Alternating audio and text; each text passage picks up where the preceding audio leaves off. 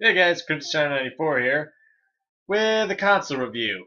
Now I haven't done a console review in forever, and since I was doing some Let's Plays, but I ran into technical difficulties where my capture card is... I don't know whether or not to blame my capture card on this or the program I'm using, because it's recognizing it as copied. It's like I bought the thing off of Amazon.com. I don't know why it's saying it's under copy protection.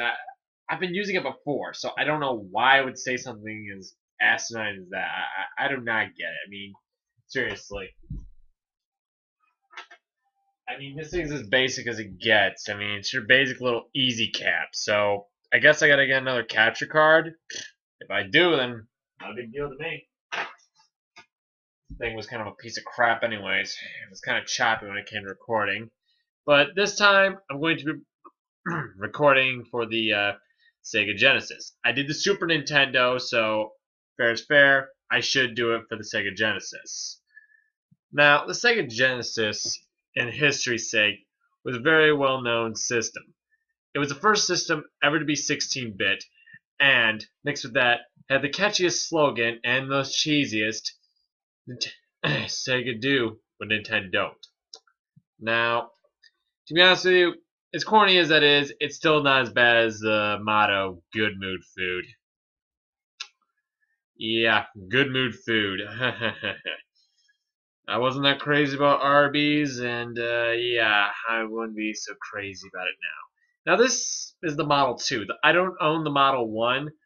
When I bought the Model 2, I figured on buying this because if I ever thought about collecting for the Sega CD, which in all honesty right now I don't really want to collect for it because I know its reputation for obviously there's a lot of shitty games on there, so I might just avoid it. And then there's a 32X.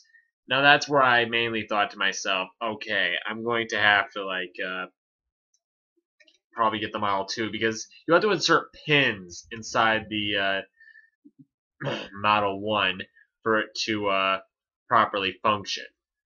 On the Model 2, you don't. So if I don't have the pens, I'm screwed. So if I buy it off of eBay, where my video game store, if that closes down, which if it does, that'll suck because I won't be able to get a lot of cool games over there anymore, and for very good prices.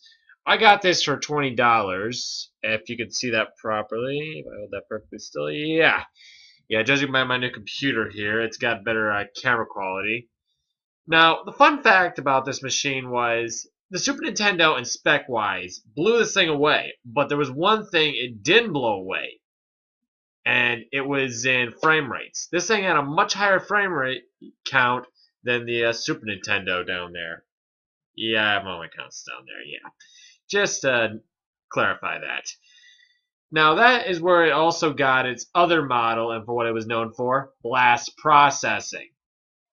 Which I gotta admit, Sega, that's good marketing. That really is. Blast processing. It's catchy, and it has something to say when you got at the edge when you're arguing between this and the Super Nintendo. Oh yeah? Well, my Genesis has blast processing.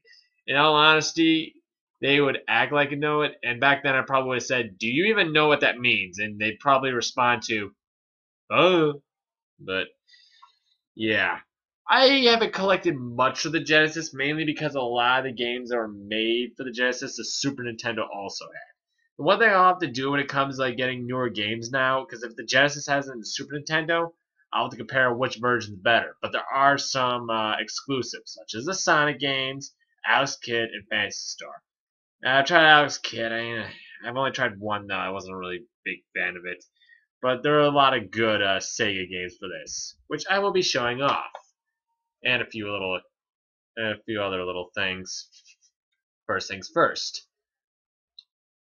I also got the Bonanza Brothers. If anyone's ever heard of these guys from Sega, sorry, it's been a while since I've done these videos, so bear with me.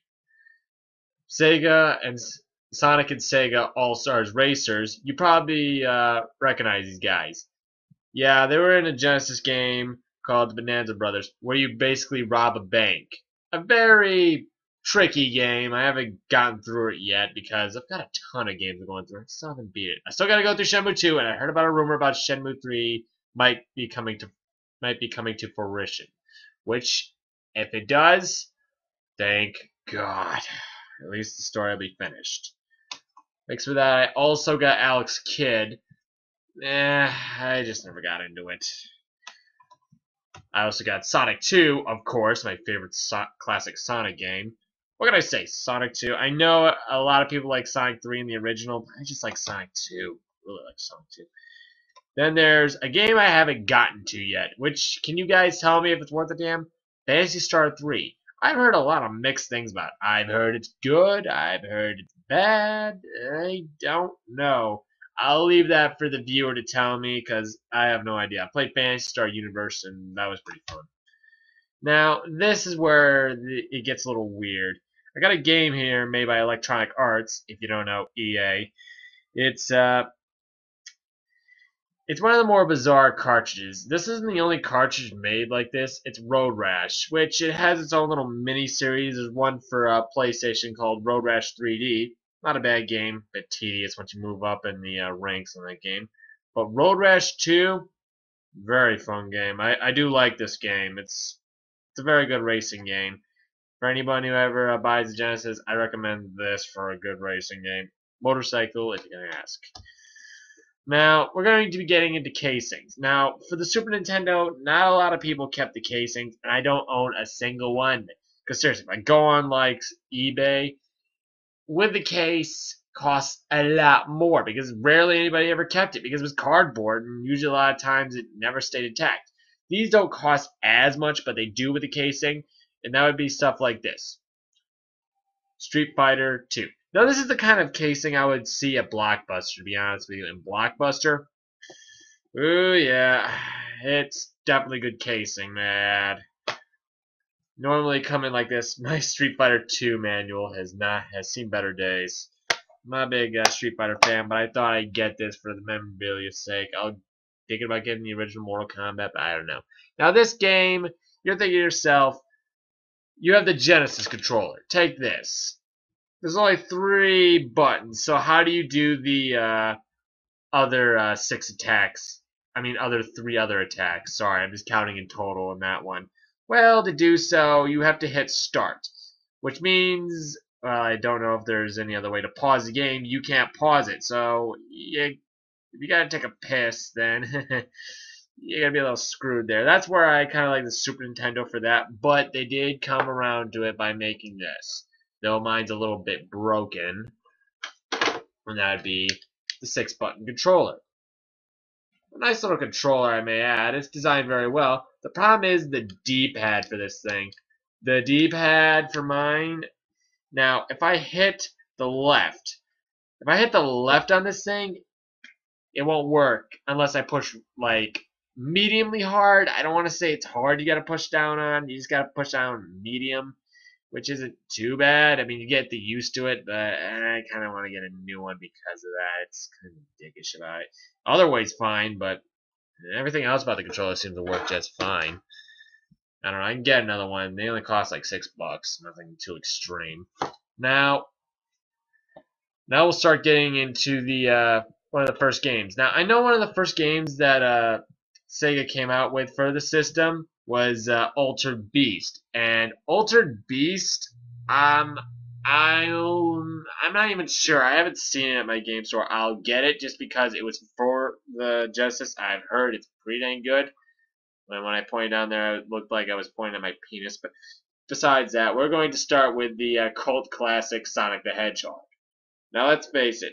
This isn't my favorite classic Sonic the Hedgehog game, mainly because a lot of the stages in there involve you to slow down, killing the flow of speed for Sonic. The problem I have with some of the levels is mainly because they get in your way a lot of times, and you just get that, you lose your momentum and speed, like what his main aspect is. Though it's still a fun game, I still love it to this very day. I just find Sonic 2 did it better. Sonic 3 was good also. I don't know, 2 just fit with me. I don't know what it is about it. Now, here's another thing for you. If anyone asks what the Sega Classic is, that's about your equivalent for your Platinum hits on Xbox 360, or a little sticker on the side of your Super Nintendo cartridge saying it's one of the best hits. Now, this game, Street